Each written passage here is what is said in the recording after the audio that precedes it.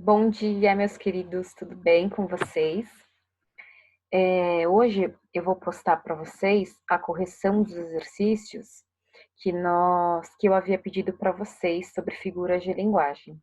Então, na verdade, essa semana eu dediquei para a gramática a revisão dos conceitos, né, sobre figuras de linguagem em relação à literatura sobre trovadorismo, para que aí sim na semana que vem eu dê andamento e continuidade à matéria.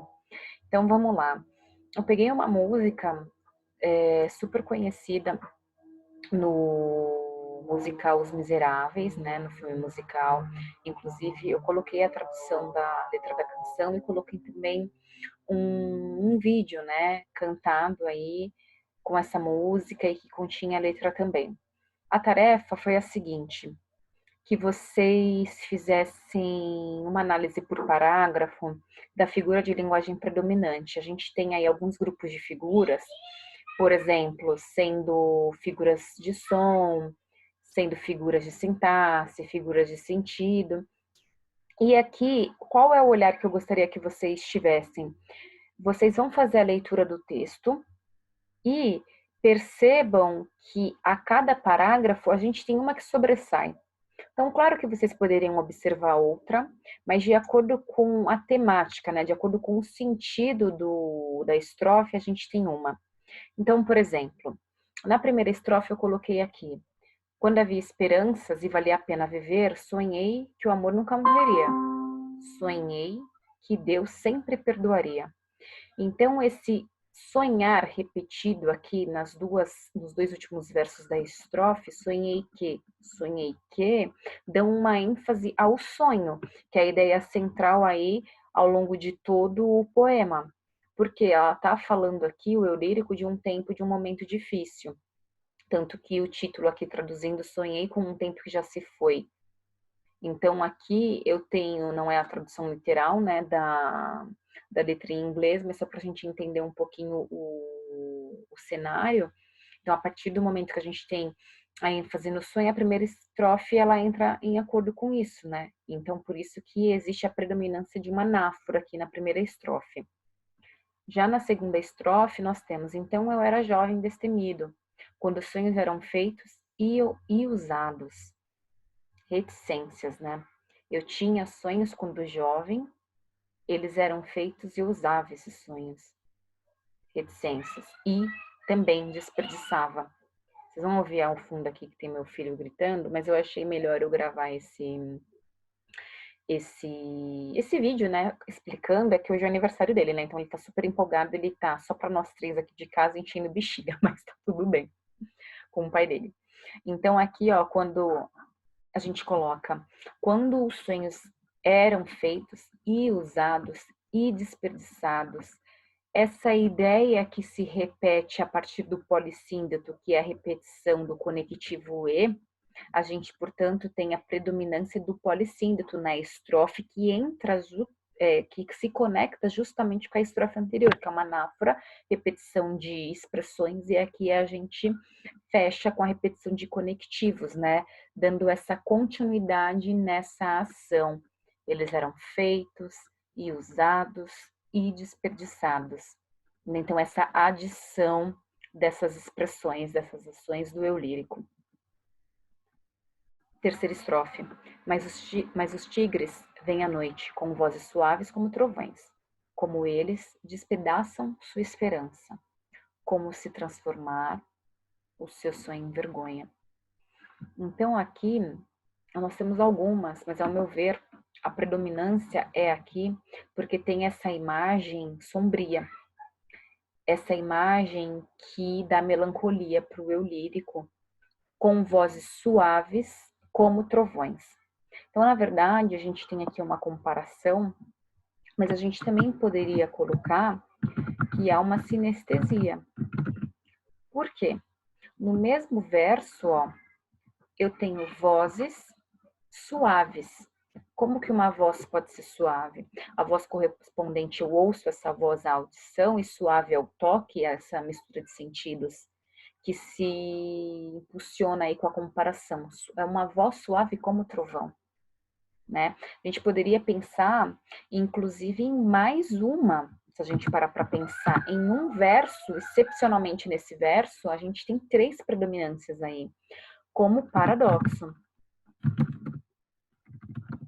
Paradoxo, porque olha,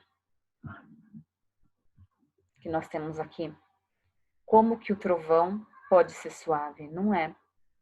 É um barulho que não é nada de suave e sutil, na verdade, muitas vezes assusta, tá? Na quarta, então aqui só para retomar, a gente pede uma figura de linguagem só, mas não teria como eu colocar somente uma. Claro que, ao meu ver, a predominante mesmo é comparação, mas a gente tem essas 3 no mesmo verso, tá bom? E na estrofe a gente tem outras, mas aqui a gente vai focar na que dá mais ênfase de sentido. Ele dormiu um verão ao meu lado, ele preencheu meus dias com maravilhas sem fim. Ele levou minha infância em seu passo, mas o seu foi embora, com o outono chegou. Aqui seria mais a ideia de quando, né, o outono chegou. Ele preencheu meus dias com maravilhas sem fim. Não tem como as maravilhas serem sem fim. Então aqui essa ideia de perspectiva, essas maravilhas sem fim, que seriam a possibilidade do sonho, porque só em um sonho as maravilhas poderiam ser fim, por isso que a gente entra aí, a gente pode analisar como predominante a hipérbole como figura de linguagem na quarta estrofe. Nas 2 últimas.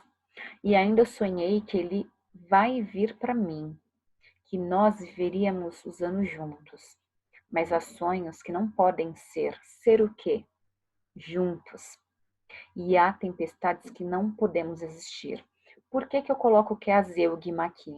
E por que ela é a figura de linguagem mais expressiva nessa estrofe? Porque a partir do momento que eu ponho e ainda eu sonhei que ele vai vir para mim, que nós viveríamos os anos juntos, então eu sonhei que viveríamos os anos juntos. Mas há sonhos que não podem ser o quê? Juntos. Como eles estão separados, eles não estão juntos, é um recurso expressivo, omite o termo já dito anteriormente. Mas não porque ele é facilmente percebido, porque essa é a característica principal da zeugma, um termo já foi dito, ele é facilmente percebido, então eu vou fazer essa omissão, mas essa omissão é proposital, ela entra como recurso, porque eu tiro a expressão juntos, porque eles não estão mais, então eu não tenho como colocar mais essa palavra, por isso que é a figura de linguagem predominante, tá bom? E por fim, sonhei que minha vida seria diferente deste inferno em que eu vivo. Tão diferente parecia. A vida matou o meu sonho. Então aqui eu ponho como metáfora, porque todo esse sonho, na verdade, ela vive, aqui o eu lírico vive um inferno. Então comparar a vida com um inferno sem o elemento comparativo é uma metáfora. Aqui a metáfora entra com muita força. Essa vida melancólica, triste, em que ela não consegue nem sonhar direito e se depara com o inferno que é a vida, que de fato não é, mas se compara como tal, é a metáfora que se concretiza e finaliza aí a proposta temática de sentido dessa música, tá? Desculpem o barulho ao fundo, mas o Dudu está realmente muito animado. Espero que vocês tenham entendido a correção. E grande beijo para vocês. Eu vou fazer o seguinte, eu vou postar tanto o Word como também esse meu vídeo, tá? Explicando cada figura de linguagem. Qualquer dúvida, põe nos comentários. Então, hoje, na verdade, eu vou colocar como uma web aula, uma aula de correção aí desses exercícios, beleza?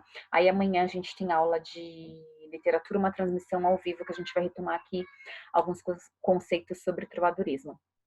Beijo grande, meus queridos. Fiquem com Deus. Vou parar aqui a... Não é nem transmissão, né? Vou encerrar aqui a gravação. Tchau, tchau.